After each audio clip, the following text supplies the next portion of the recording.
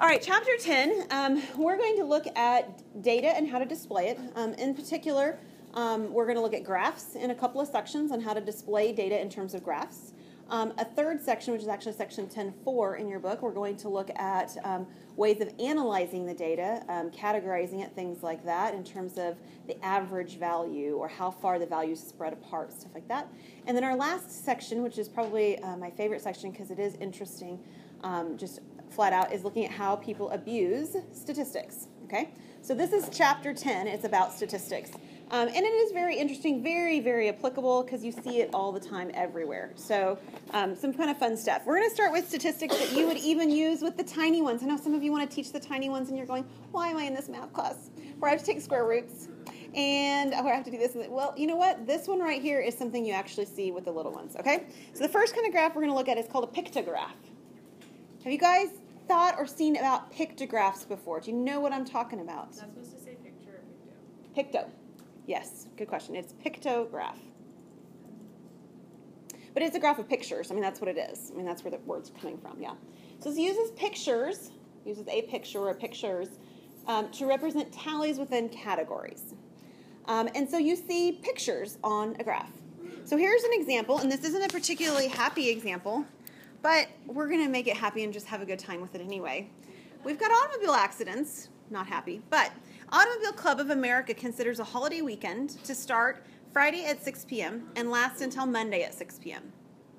If 150 people died on such a weekend by 6 p.m. on Saturday, 80 people from that time until Saturday at 6 p.m., and from Saturday 6 p.m. to Sunday 6 p.m., and then 100 people from Sunday 6 p.m. until Monday 6 p.m., draw a pictograph of the data. Wait, how's that possible? Because the total is 150 people, but 100 plus 80 is 1. It was the language. It says 150 people died on such a weekend by 6 p.m. Saturday.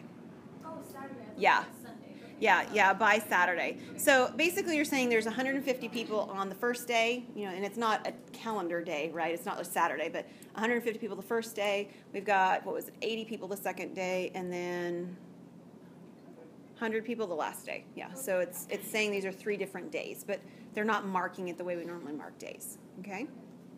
And they're marking at 6 p.m. I'm guessing that might be the time at which people start having accidents because they're being inappropriate in eating institutions, maybe? Could happen, right? Something like that, probably when alcohol-related issues started happening, would be my guess. Okay. All right, so a few things in general about a graph. So jot this down. I don't have this actually written in the notes, but it's something you need to be aware of. As we do every graph, we're going to do it, so I don't think you'll forget. But graphs need to have titles, okay? They need to have titles. If you have images or things on the graph, you often need to have some kind of a key that says this means this, okay? We're going to have a key on this one. Okay, so titles and keys, that's the kind of thing we're going to look at here. When we look at like XY axis kind of things, you're going to have to label things, like label axes, stuff like that. So when we get to those, you'll see us labeling things. So in general, the more information your data, the more information your graph can tell you, the more clear it is about the data you're trying to describe. That's the idea. All right, so a pictograph is a very basic form of a graph. The idea on this one is that we have these 3 categories. And these 3 categories are based on the day that we're referring to. So I'm going to make basically 3 lines to separate my 3 days. And I'm going to write in the names of those particular days. So we're going to actually reference it by the day it ends. So I'm going to call the first one Saturday, the second one Sunday, and the last one Monday. Okay?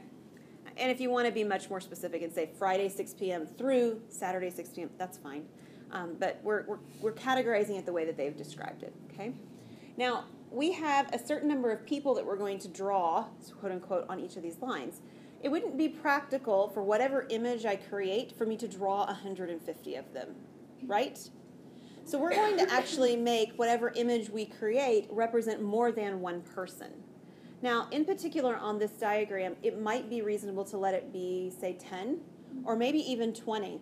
The only problem with 20 is that 150 doesn't work evenly, which is okay. It just means that I would have half of a graph image somewhere in there, which wouldn't be a bad idea either. So we could either go with 10, which means I'm going to have more images, right? Or we can go with 20, and one of my images is going to be an image cut in half. You want to do 10? Okay. So we're going to do some kind of an image that we want to create a whole bunch of. And because I have circles, I'm going to do circles. Okay, so I'm going to do circle. I'll tell you what I have on my paper when I wrote this down. I have hearts. Okay, you can use hearts, you can use stars, you can use, there's nothing special about what kind of picture you're using.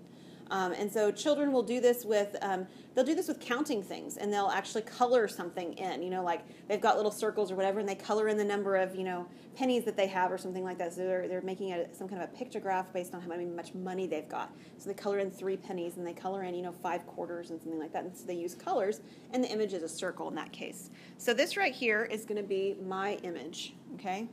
It's a little bit big. Let me make it a little bit smaller. All right, and this is where the key that I was referring to matters. You guys told me you want that to represent 10, right? So we actually have to say that that's what it is. This is 10 people. And then how many such red dots do I need on Saturday? I need 15 of them.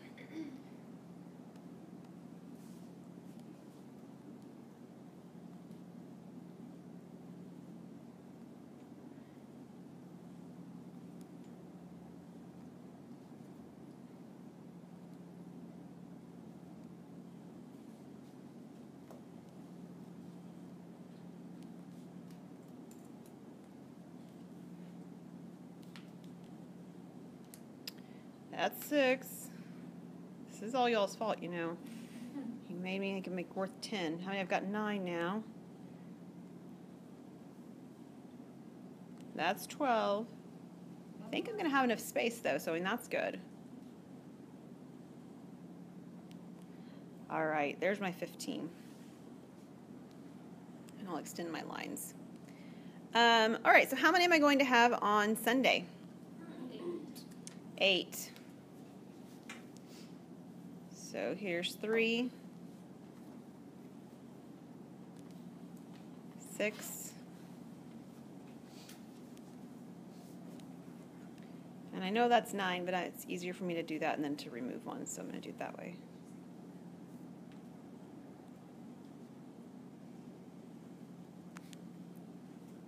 There's 8. And then how many on Monday? 10.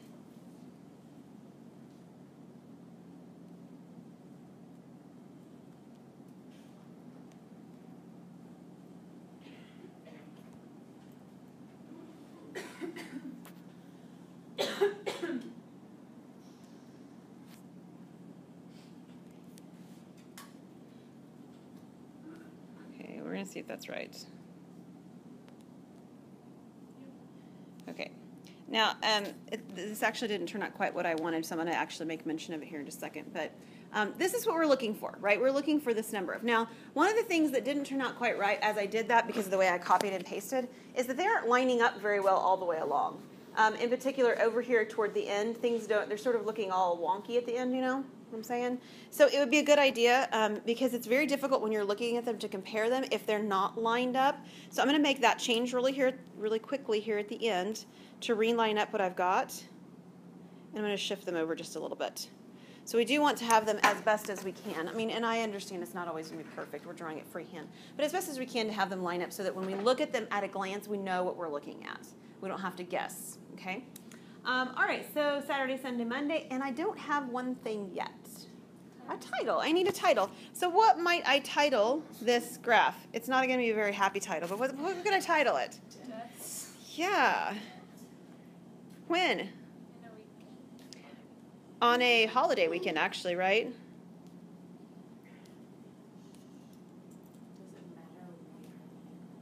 It really doesn't. You'll see titles put on the left, on the right, on the top, on the bottom. As long as they're there and they're reasonably close and they aren't running into something else that you're trying to label on your graph, it's okay. When we end up with some graphs where we're labeling, you know, the horizontal and the vertical axis, it doesn't make sense to put them on the bottom of the graph usually. It makes sense more to put them on the top just to keep them away from the other pieces. Yes? Should it be more specific than that? Maybe like automobile deaths? Yep, that's a good idea. I agree. Let's do that.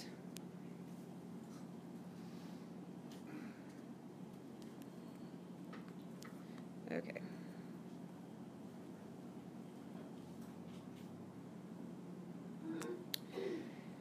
I'm not doing a good job of selecting all these today. Okay.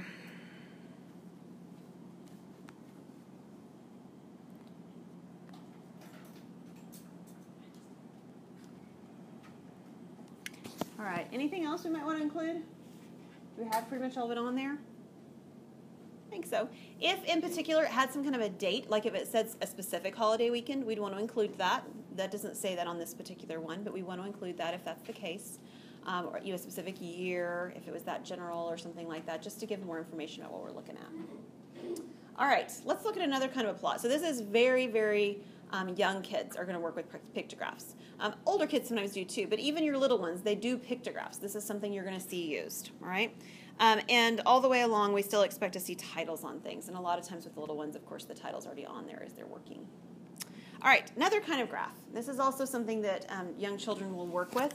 I remember Abby coming home with dot or line graphs in like first, second grade-ish. Okay, so this is something you could expect to see about that age level. This is a quick way to display data that has few values. Okay, nothing wrong with the pictograph using this too. But if you don't have a pictograph, and or you don't want to use a value to represent 10 items like we did in the last one, a dot or a line plot like this one is a good way to do this. Okay, so it's quick because we're able to draw it in very quickly. So let me show you how it works.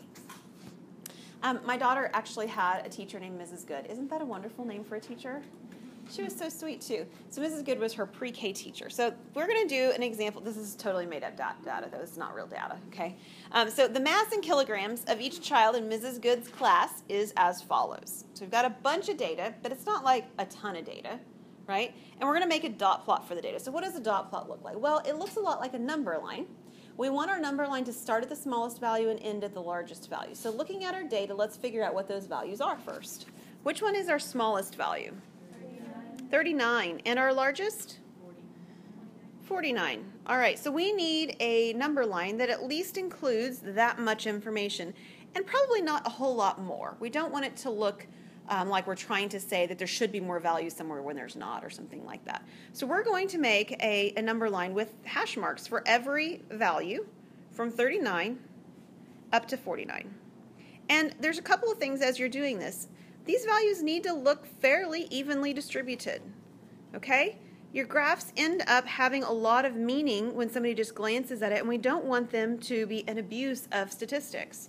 And one way that we could be abusing that is if we made things too close or too far apart, trying to lead the viewer astray, whether on purpose or on accident. But we're going to make these as evenly distributed as we can visually, do.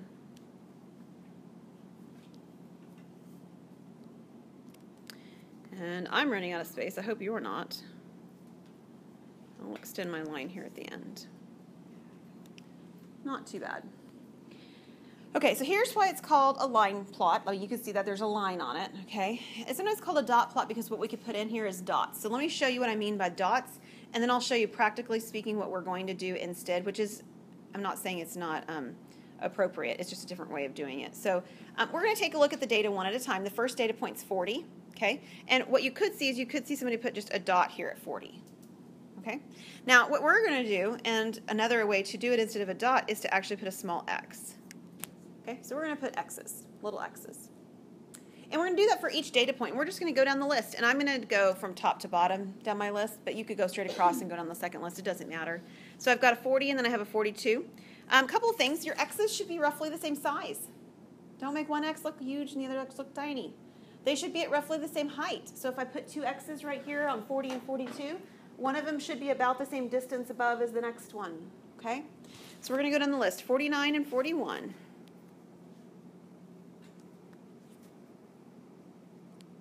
43 and 42. Now when you get to the second one, that's the second 42, what are you going to do? Stack them, exactly. So one's going to be on top of the other one. 48 and 39. 46 and 41.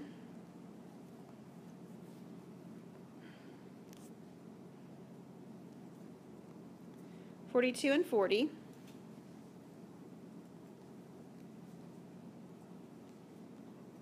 49 and 45. 39 and 43. 47, 44. And you would not have to have every value represented. This one happens to be that way, but you wouldn't have to. And then 49 and 42.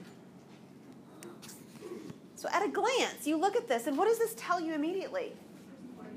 42 is the most populous number, right? The not majority of the kids, but the most kids, the weight that's most common to all the kids is the 42 range, right? It also tells you that it's fairly evenly distributed, right? I mean, like, it's not like you have a ton in one place and nobody in another place. There's a little bit of a flow to it, but it's not like crazy extremes, right? Most of the kids are in a fairly universal weight range, right? There's not any real extreme values going on here. I do need to do something else. I need a title. Now, I don't need to represent that X equals one kid here. Okay, that's understood by the way that these are created, because this isn't a pictograph, all right? So I don't need to do that, but I do still need a title. So what is this a title of? This is good student. So this is mass, and I think you even said in kilograms, which is important. You can put that in parentheses if you want, or just not, either way. Of, and Emily said Mrs. Goods.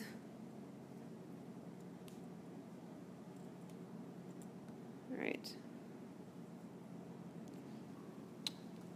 Class, or Mrs. Good students, if you will, either way.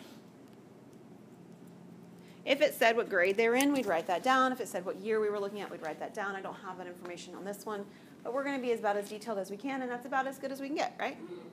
So this is a dot plot. So I don't need a key, because like what if the kid looks at Right. it and is like, what are the X's supposed to represent? You could write mass in kilograms of each of Mrs. Good students. I think that would clear it up if you were concerned about that, which might be a legit concern. Yeah, you could do that. And if you put a key, it wouldn't hurt anything, Lauren. It's just that it wouldn't be necessary for this particular kind of a graph. Okay, here's another one. I'm curious if you guys have seen this before, so I'll let you tell me. Have you seen stem and leaf plots? Yes? I really like stem and leaf plots. It's a personal thing. Oh, I guess some of these things, you guys don't like them. I'm sorry. All right, so stem and leaf plot's another one.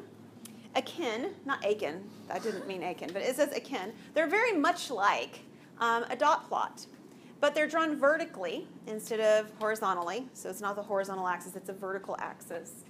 And the numbers on the left are called stems. The numbers on the right are called leaves. And this works really very, very well for what? If you guys have seen it before, I know what you know what it works well for. What's it work well for? Grades. Works really well for looking at grades. Really does. Okay, so here's grades. My example actually is grades. Grades from a first exam. This is the first exam in a class I did about 4 or 5 years ago here. And it's a small portion of them, so that we didn't have all of them on there. But grades from a first exam are recorded below. It wants us to make a stem and leaf plot for the data. So again, we kind of need to look at the smallest value, largest value to make sure that we have our data set up right. What is the smallest value in this data? 40, what? Where'd it go? 3. Is that one you said? I hope that that's not your grade. What's the highest grade? 94. That would be an okay grade, I think. All right, so what we're going to do is we're going to make a vertical diagram. On the left-hand side, we're going to write the tens digit for these numbers. We need from 4 to 9. We're going to list every single one, not skip any. You can either do 9 at the top, 4 at the bottom, or you can do 4 at the top, 9 at the bottom. It doesn't really make any difference, and I've taught it both directions in different semesters, so I'll let you guys pick. Do you want to put the 9 at the top or the bottom? Top. I hear most of you saying top, so we'll go with top. So this is 9, 8, 7, 6, 5, and 4. And what we're going to do first is we're going to go through the data very much like I did with the dot plot, and we're simply going to record it right here. We'll reorganize it in a minute, but right now we're just going to record it. So the first two are 87 and 76. So this is a 7 in the 80s column, and then a 76 would be a 6 in the 70s column, and then I've taken care of those two pieces of information. 94 is next, and 58. 82, that's my first repeat in the 80s, so the 2 will go right next to the 7. And then I've got 43, 89, and 53, 67, and 80, 90, and 94, 74, and 77, 87, and 74, 89, and 90. Now, even without reorganizing, if I look at the table like this, what does this tell me just at a glance? More B's than anything else, right? And it does actually look very top-heavy in the 70, 80, 90 range compared to bottom-heavy in the lower values. So that's a good thing, right, from a teacher perspective and from a student perspective, right? Yes, it is, okay. Now, it doesn't do a very good job of really looking, I don't know, it looks sort of like, I'm a little OCD about this, and it doesn't look quite right because the numbers aren't in order. And so that actually is the last thing we do with these to make them actually look appropriate, is we put the numbers in order. So we're going to go from smallest to largest along each leaf branch. So this is 9, 8, 7, 6, 5, and 4. And then I'm going to have 2 zeros and then 2 4s. That takes care of the 90s. In the 80s, I have a 0 and then a 2 and then 7, 7, 9, 9. Does that look right? Now let me pause for a second to make note of something that you may not have realized you were doing, and you probably are doing it, but do you see how the first columns of these leaves line up? We want to make sure we do that as well. Because again, when I look at this graph, I want to be able to say, hey, look, there were 2 more B's than there were A's. I don't want to have to count them to make that decision. That's not necessary. If we've drawn the graph appropriately, I should be able to see that. All right, with my 70s, I have 4, 4, 6, and 7. And then I have a 67, 53, and 58, and then 43. I need a title. This one also needs a key. So let's do our title first, and then I'll show you how we do the key for this. What would a title for this be, perhaps? Yeah, first exam grades, or grades on a first exam.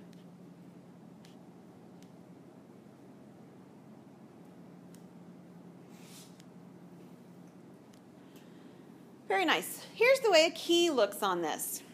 We're going to pick any value in our data set. I don't care which one it is. So maybe I pick the very first one, the 90. I mean, that sort of looks like it's first. 9. I'm going to write the 9/0 here. 9/0. What does this mean? It means a score of 90.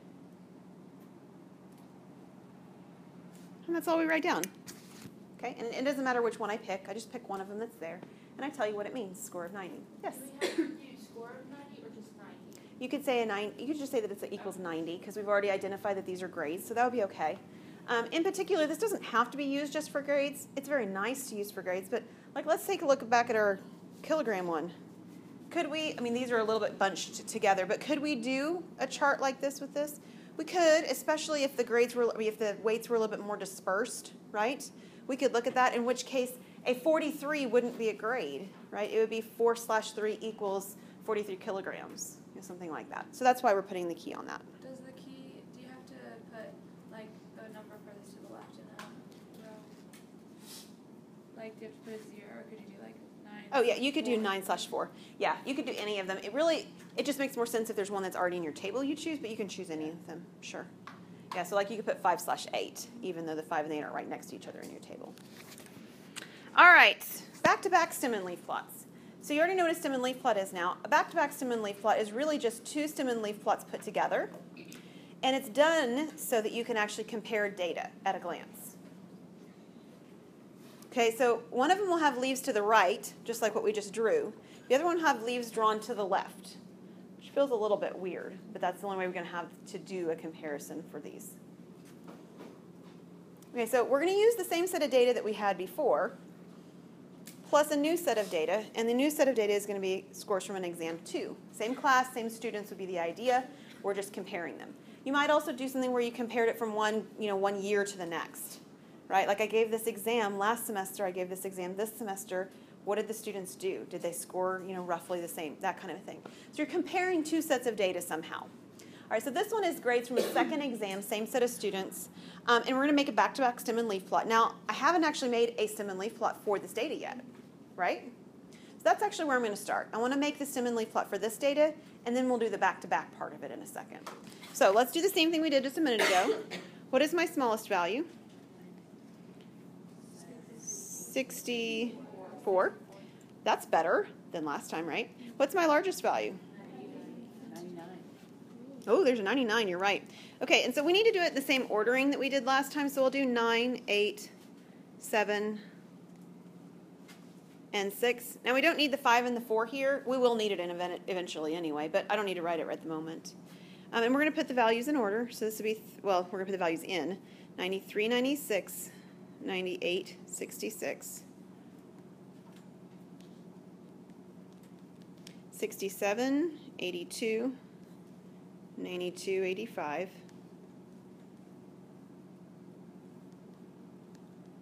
64, 81, 86, 72, 96, 95, 99, 95. Ooh, there's a lot of 90s. 94, 74. So again, at a glance, what does this test look like? Ooh, lots of A's. You guys have no idea how much your teachers love to see lots of A's. We really do. It makes us feel good. It makes us feel like you learned something and like we actually did something good teaching you. Just saying. Okay. All right, do I have an extra slide here? I do. Good. Okay, we're going to put this information in order, and I'll do it on this slide, and then I'll move it to the other slide when I'm done. So we're going to put these, just like last time, in numerical order, increasing from the lowest to the highest, 9, 8, 7, and 6. All right, somebody help me with those 90s. What do I have? 2, 3, a 4, and then 2 5s, right? 4, 5, 5, 2 6s. Excellent. And then 8, 9. Alrighty. Oh, the 80s are easier. What do I have for 80s? 1, 2, 5, 6. Fabulous. And then for the 70s? 2, 4. And then the 60s? 4, 6, 7. Wonderful. All right. I'm actually going to copy this to my other slide because this is half of my stem and leaf plot that's back to back.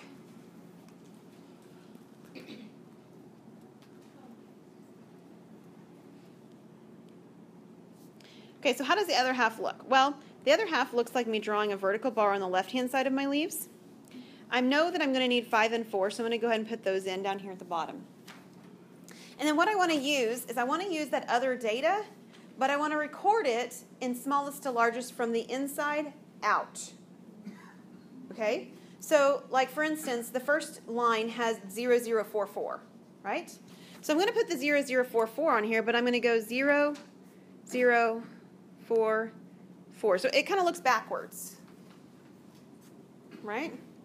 All right, and the next one was 0, 2, 7, 7, 8, 9. Just 7799. 7799. Okay, thank you.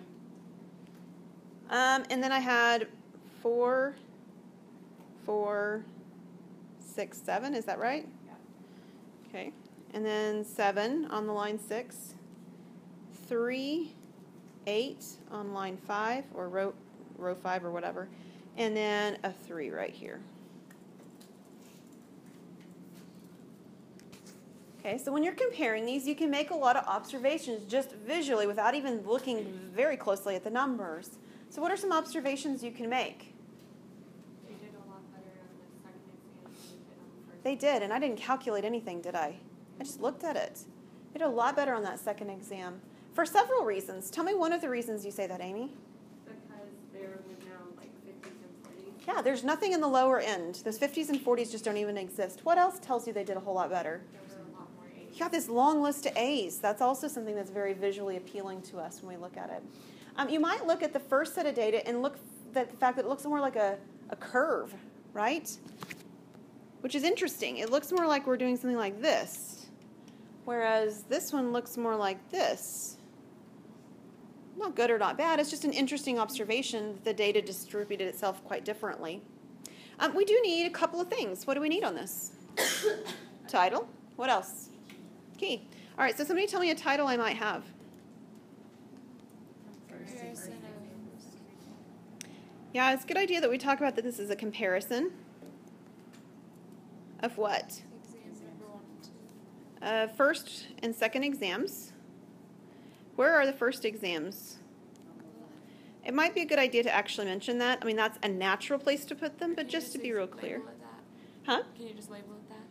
Well, we don't usually put labels on these. It wouldn't be necessarily wrong, but we could put it down here in this one, and then it's labeled in that sort of sense. There's going to be other places where we are going to put labels to do that kind of thing, though. Comparison of first exams and second exams. And it would probably be better if we said exam scores, but I've already written exams, so I'll leave it like that for now. This is the right side, because we're not really comparing the exams, we're comparing their scores and their exams. And then I need a key, just like I did on the last one. If you want to use the same key, that's totally cool. 9/0 equals 90. You could be more explicit and say a score of 90, something like that. But choose one of those values and write that down. All right.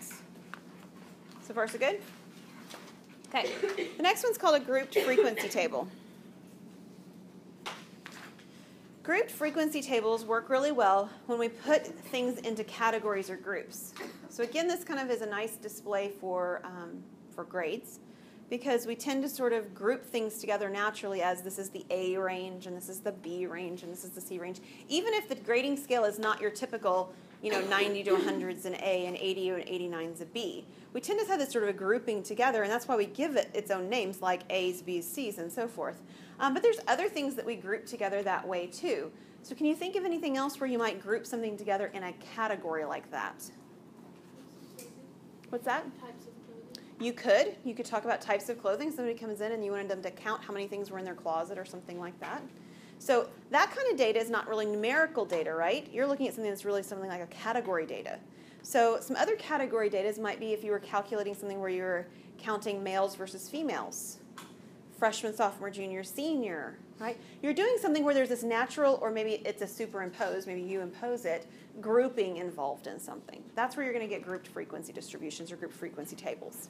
All right, so we're going to use it with those grades again, because we've already looked at those grades once before. It says use the data from the second exam and the standard grading scale, right, the 90, 80, 76, that stuff, to make a grouped frequency table showing the letter grade disbursement for the grades on the test. So we're going to have some columns. The first column is going to describe our categories. So these are our grades. Okay, so we did our other table with the highest value on top, so let's continue with that so that it's just consistent. Our highest value is A's, and what would that disbursement's value, what values would that include? 90. Yeah, 90 to 100. Just so that my values are evenly distributed, I'm going to write 90 to 99. I don't happen to have 100 in this data set.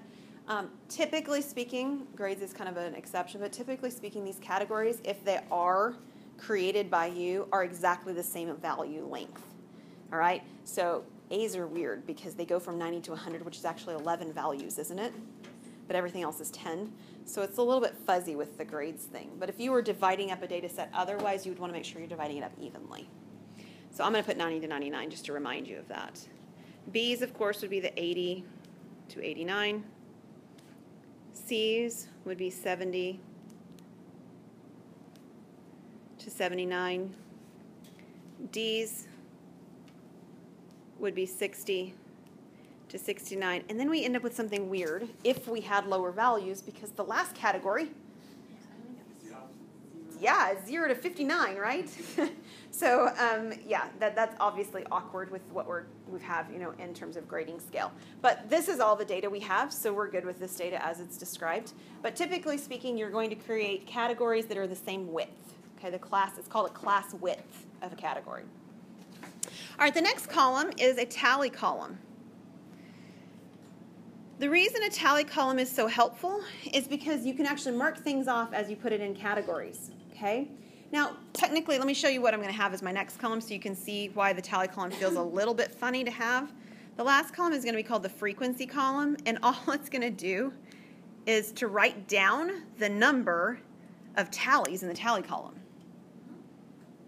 Okay? So, for instance, don't draw this, but let me just show you what it would look like. Let's say I had 4 of these here, 4 lines, and I'm going to write down the number 4. That's the relationship between them. Now, let me tell you why that, you might just think, well, why don't I just count the frequencies? Well, the reason is because it's a lot harder, especially the bigger the data set is, to look at the data and go through and find all those values and write down the right number, because then if at the end you find out you missed one of the values, you have no idea where you missed it at. And the way it is with a tally column is it's easier to keep track. So that's kind of why that's there. So I've got 93, 96, that's 2 90s. 98, 66, there's an 8 and there's a 6. 67, 82, 67, 82. 92, 85. 64, 81. 86, 72. 96, 95. And you can mark them out, just like with the 5s, like you did before. 99, 95. 94, 74. And we're just going to count them. How many A's did I have? 9. How many B's? C's? And D's? That's really all this does, is it does a sort of a counting argument of what you're doing. Now, you lose something here that you didn't lose with the stem and leaf plot. What do you lose? The actual scores, right? I could actually look over here at my stem and leaf plot, either one of them. Let me just look at a single one. And I could figure out what the middle score was. I could count that up, right? We're going to give that middle score a name later. It's going to be called the median. But we could look at this data and we could actually figure it out. We could look at this data and we could find the mean. Like the average, like add them all together, divide by 18 or however many scores I've got, right? We could do that. We can't do that with this data.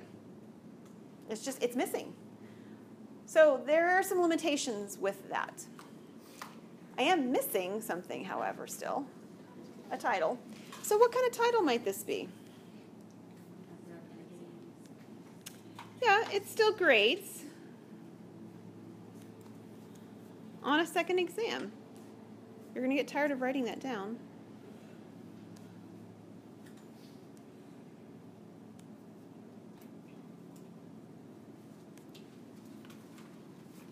And of course, again, if we had more information like the year or the students' ages or something, we would put that in there. All right, there are 2 types of graphs that feel very similar that we're about to encounter. The first one is called a histogram, and the second one is called a bar graph, okay? But they both use bars. So here's my first one, a histogram. Histogram is made up of adjoining rectangles. The key word right here is the word adjoining, because that's what's going to be different, primarily, at least visually, between this one and the bar graph. Adjoining rectangles are bars. The categories are shown along the horizontal axis, like the x-axis at the bottom. And then the frequency is shown along the vertical axis, like the y-axis on the side.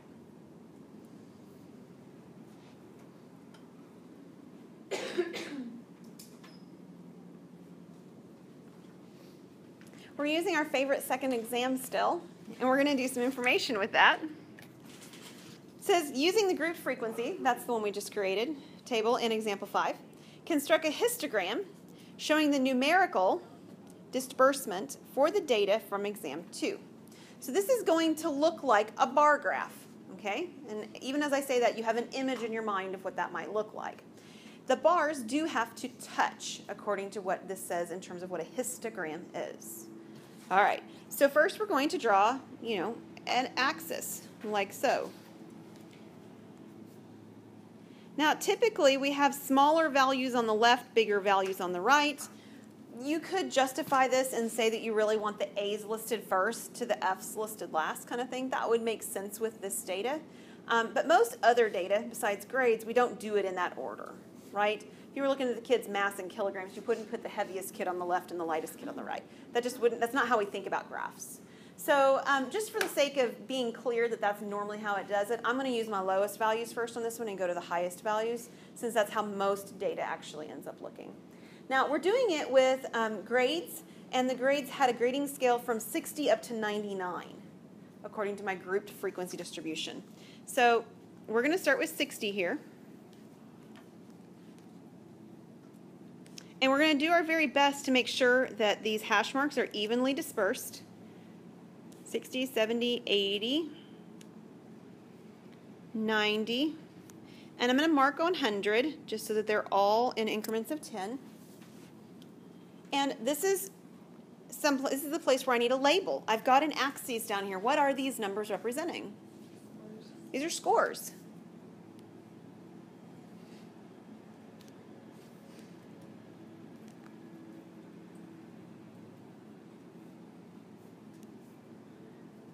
Okay, very minimum you need to write down as scores. You could write down grade, that'd be okay. I was a little bit more clear, but our title's going to be clear enough later too that I didn't have to do it here. We're going to have a title later. So, all right, so the vertical column now is going to be the frequency of these things. Okay, so if you flip back over here to our group frequency table, what is the lowest frequency? 2. And the largest frequency? 9. So we need to make sure that our frequency goes all the way up to 9. And unless there's a good reason not to, we start at 0. Okay? Now, there are sometimes a good reason not to. What if you were doing a whole bunch of people and the lowest number of scores of these things you were calculating was 52 and the highest was 68? I can't start at 0 and go up to 52 and 68. It's just not practical to do that. So we'll have a situation later where that happens, and I'll show you how we handle that, because there is a way specifically to handle that. But there's not a need for it here. So we're actually going to start, and we're going to hash mark these out in increments of 1 because we can. So this is 1, 2, 3, 4, 5, 6, 7, 8, 9, and we're just going to have to be okay with the fact that my chart's a little too tall. You don't have to mark every single one of these hash marks, but you need to mark a few of them. So I'm going to mark every other one of mine. So 2, 4, 6, and 8. If you want to mark them all, that's fine, but sometimes it just becomes tedious and there's just too much writing in too small of a space. All right, so in the 60 to 69 range, how many did I have? 3. I'm going to make a bar of height 3.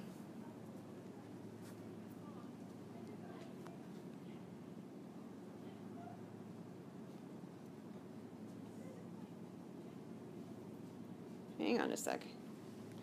We'll see how good I can make this. No, that's not what I wanted to do it. Okay, let me do it this way then. Bar of height 3. That'll work. So Okay. it goes to 70? Yes, it's going to stop at the 70. And the new one starts at 70. It's going to connect. How many were in the 70 to 80 or 70 to 79 range? 2. So I need a bar, but only of height 2.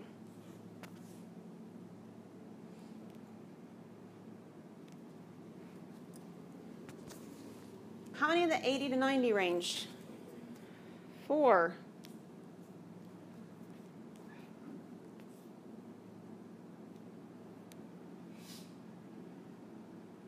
If you happen to have graph paper and you'd like to use it for this, that would be great use of it. I don't want you to go buy graph paper. Please did not hear me say that.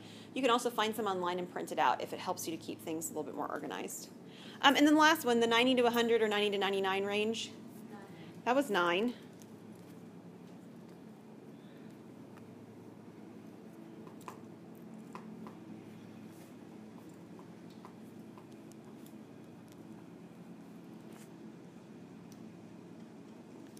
Pretty good. Now, a lot of times, especially in media, you don't see these hollow. You might see them filled in, right? Shaded or colored or something like that. We're going to have a really good reason for coloring them in another section. Maybe it's later in this section. I can't remember. But there might be a reason you'd actually want to color them in a certain way to distinguish things a little bit differently. But you can certainly fill those colors in. You don't have to, but you certainly could. All right, we need to label a couple more things. What am I missing so far? The y-axis and the title. Okay, so what is this y-axis representing? This is frequency. If you want to be more specific, you could say number of students' papers or grades or something like that. That'd be okay. But frequency is plenty sufficient as well. In general, it is the frequency, no matter what the data is representing.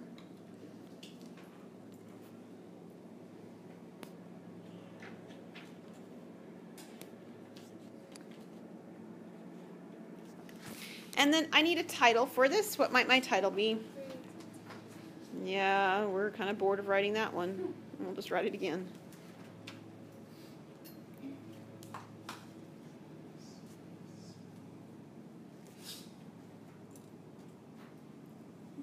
Fantastical. That's not a word, just so you know. All right. Bar graph.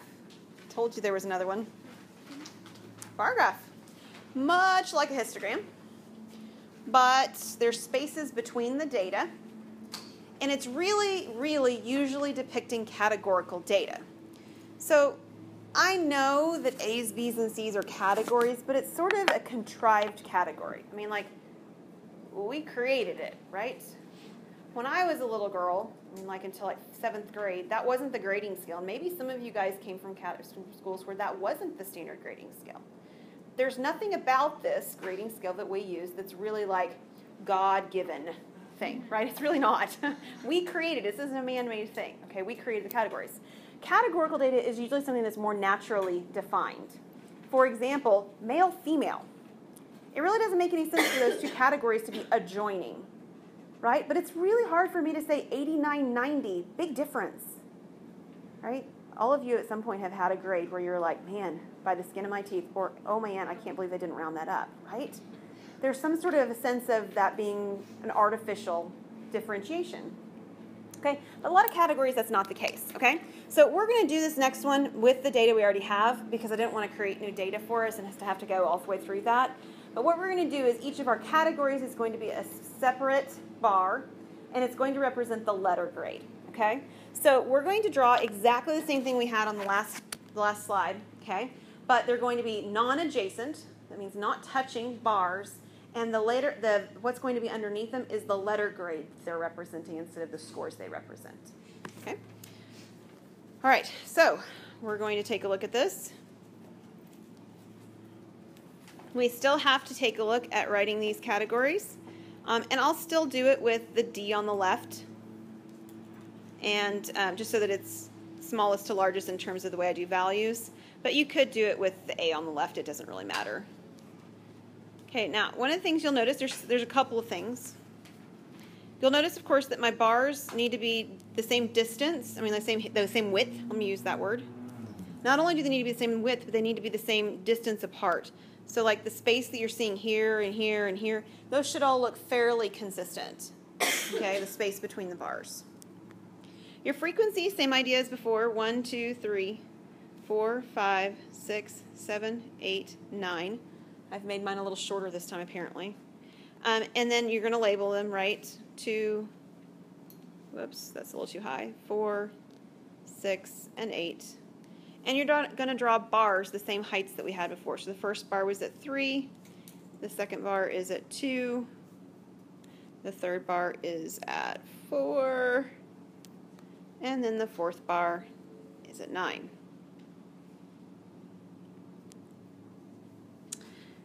Your label on your vertical axis is still frequency.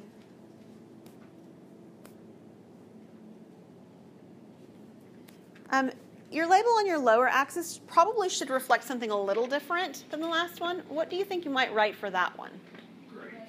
Yeah, letter grade maybe even, right? To be really specific, it's the letter grade.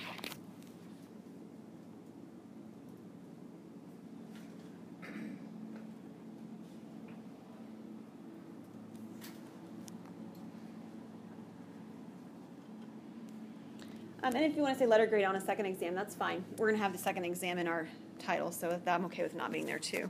So these are the grades on a second exam.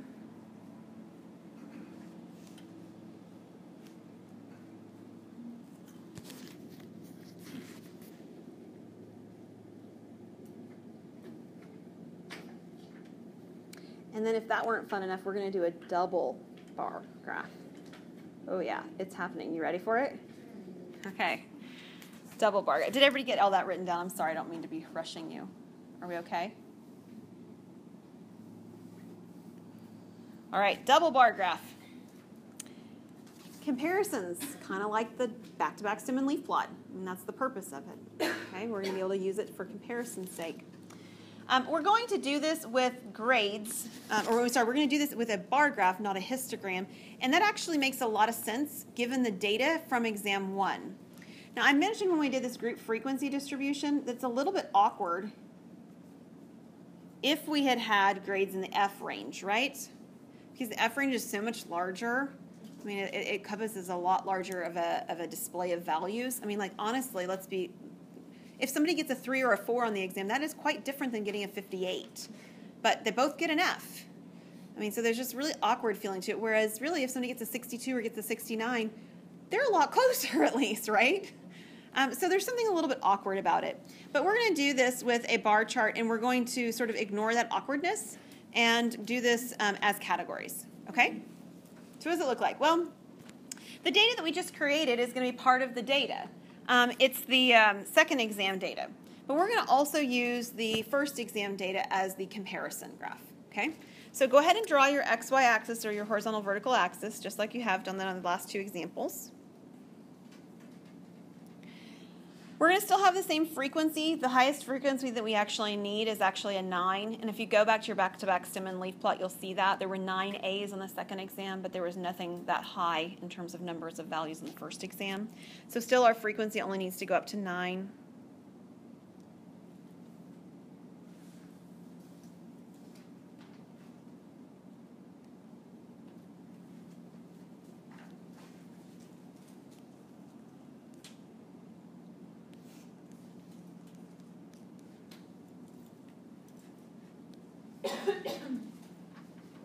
Okay, that is not very good. They aren't as straight, but they're a little bit better disbursement there. Okay, so there's 2, 4, 6, 8, 9. Yeah, so I've got 9. All right, so here's what's going to happen down here. Notice on the first exam there really were F's, right? So I need some columns to represent that there are F's possible. So over here, I'm going to start this with the F column. And I'm going to make it look like I have 2 sections. And then I'm going to skip a little bit of space. And then I'm going to make there have 2 sections about the same width as those F's, and I'm going to call that the D's. I'm going to skip a little space. I'm going to have 2 sections about the same width as the D's. I'm going to call that the C's. I'm going to skip a little space. I'm going to do the B's, same thing. Skip a little space, and then I'm going to do my A's. And I don't think that's too bad, but yours probably are a little bit better spaced than mine because of the dispensing of technology in my eyes and stuff. So, okay, let's look. Actually, let's put in the data from the second exam because we're intricately familiar with it because we keep using it. How many F's were there on the second exam? 0. How many D's were there on the second exam?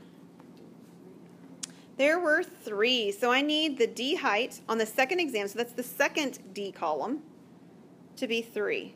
Are you guys with me? So what we're going to do is the first bar of each of these 2 in the F bars is going to be the first exam, the second one's the second exam. So this is the second exam worth of D's. Now I need the second exam worth of C's. How many C's did I have on my second exam? 2. How many B's did I have on my second exam? 4.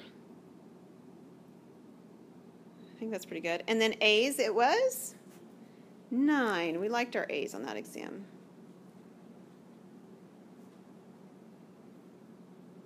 I remember that exam. I was very happy when the students turned it in and had good grades. All right. Here's one of those cases where if you had another color, or if you wanted to shade it differently, it would actually make sense to see somebody change something that's going on to differentiate the one exam versus the other one. All right, so go back, take a look at that stem and leaf plot. How many F's were there on the first exam? 3. All right, there was a 40-something and 2 50-somethings. There were 3. So I need a height of 3 in the first F column. How many D's were there? Were there any? There was 1. So there's my 1 in the D column. How many C's were there?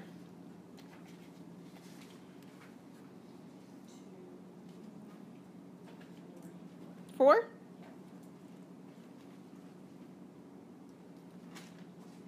All right. How many B's were there? 6. Okay. And A's? 4.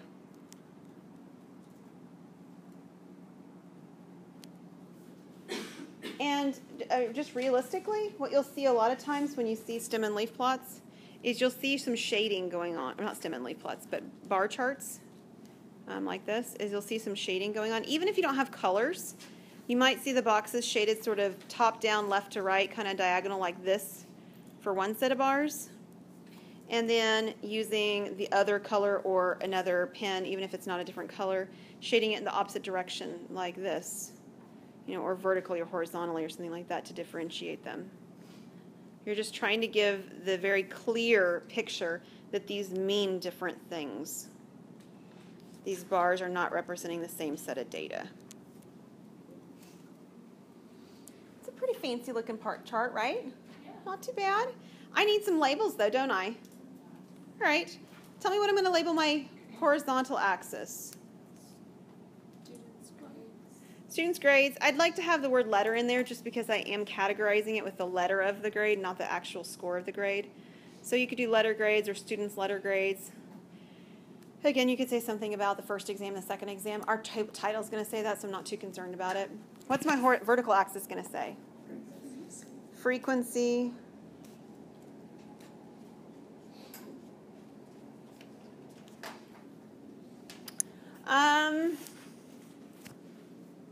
Title, I guess. I need one more thing after my title, but let's do the title first.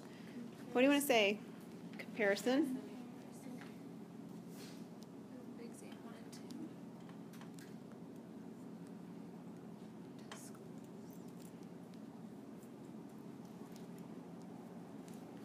So I'm going to write comparison of scores. That's how I'm going to title mine. You can write it a little bit differently, but it's a comparison of scores on exam 1. And I'm actually going to do it here. I would normally put a key in here somewhere, but I'm going to do it right here. These are my exam 1 scores. They're the ones that I drew in red and that I drew my hash marks like this. On exam 1,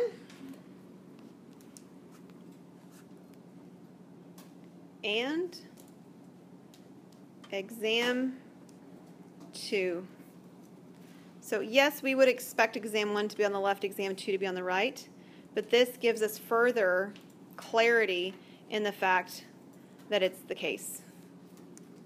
Exam 2 is my blues, exam 1 are my reds. I don't even have to look at which is first or second. I can see it because I've actually colored them differently or slashed them differently, hash marked them differently, something like that. Okay. Let me talk through this with you, but we'll draw the picture for this next time because I failed to bring my protractor, so we'll talk through that one. There's one more type of graph in this section. We have a few more graphs in section 3, 10.3 next time as well. This is the last graph in this section. This is called a circle graph or a pie chart. You've probably heard it called one of those two things. It consists of a circular region partitioned into disjoint segments, so think pizza. This graph shows how parts are related to the whole. Sometimes it doesn't make sense for something to be in a chart like this, okay? But if you're trying to compare A's to B's, that's one thing. But if you're trying to compare A's to the whole class, a part of something to a whole of something, right? Things, difference of odds and probabilities, stuff like that, parts to whole and part to part. This one's a really good picture of a part to whole kind of discussion. All right, consists of circular regions. So let's take a look. Using the grouped frequency table, in example 5, construct a circle graph for the letter grade disbursement on exam 2.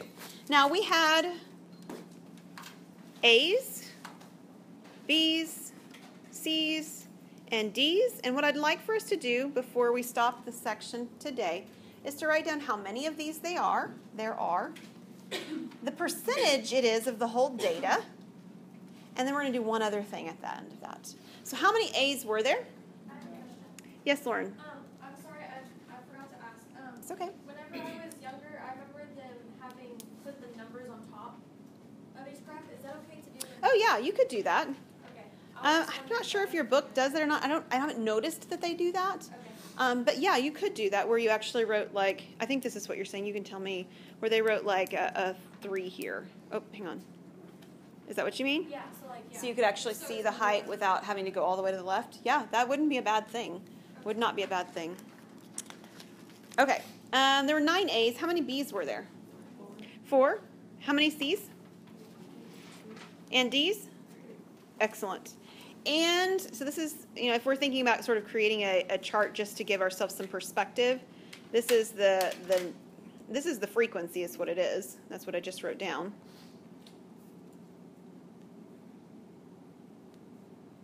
How many total scores were there? There were 18. So what I want to do next is I want to figure out what percentage of the graph this is. And I actually really do want it as a percentage because I'm going to use that in my graph later.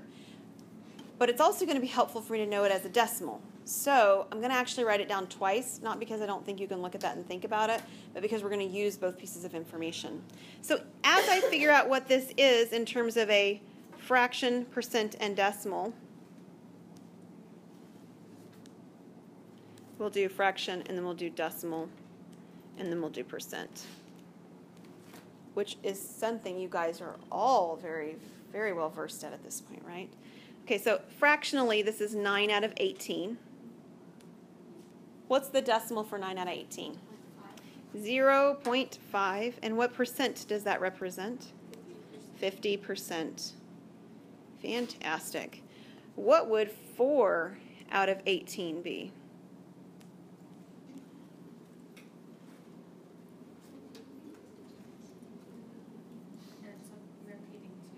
Okay, so just like 0.2 repeating like this. Yes. Okay, fabulous.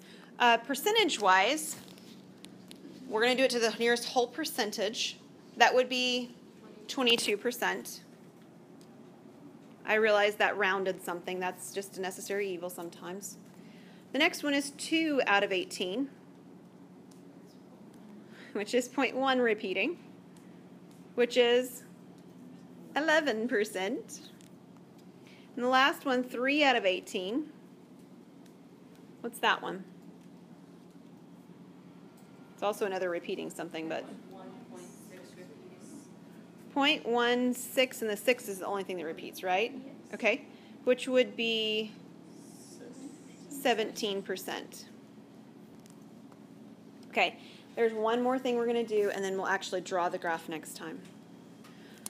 We're going to take, you can either use this column or you can use this column, either the decimal representation or the fraction representation, and you're going to multiply that by 360. Now, if you use the decimal representation where there's a repeating decimal, I want you to make sure you hit that repeating decimal a bunch of times in your calculator so you don't end up rounding off a value that was inappropriate. The other thing you can do is you could simply use the fractional distribution. So the first one's not a good example, but the second one was. So it was 4 out of 18. What we're going to do is we're going to take that number and we're going to multiply it by 360. So the first one was 0.5. It doesn't matter. I'll tell you why we're doing this in a second, although some of you probably have a pretty good idea. We're going to take each of the fractions or decimals and we're going to multiply it by 360.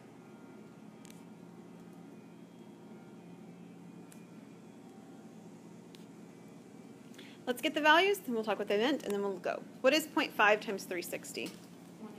180. What is 4/18 times 360? 80.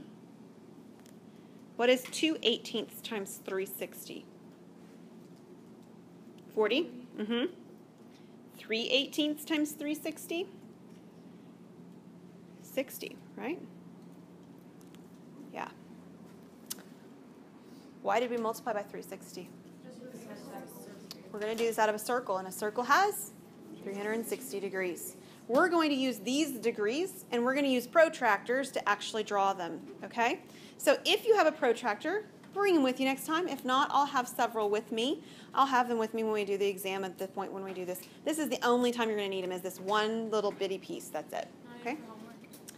Yeah, you'll need it for the homework, but you'll have like 1 or 2 questions. It's not going to be a significant portion of your work. Yes, if you need to, yes.